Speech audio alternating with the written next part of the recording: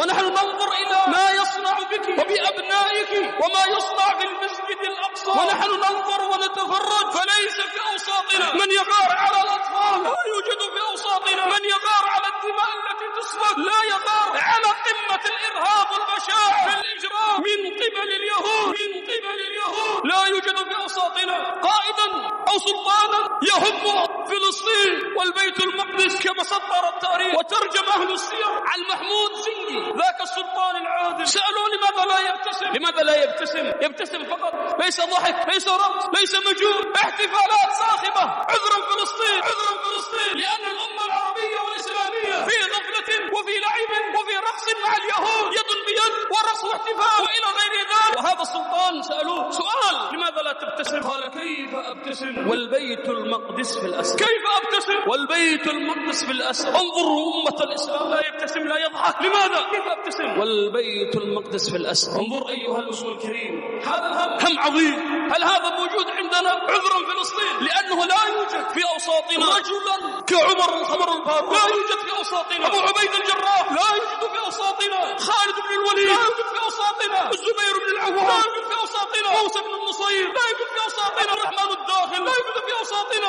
طارق بن زياد، لا يوجد في أوساطنا محمد الفاتح، لا يوجد في أوساطنا كمثل هؤلاء الرجال، لا يوجد في أوساطنا كمثل الناصر صلاح الدين أثقله هم بيت المقدس صلاح الدين الأيوبي.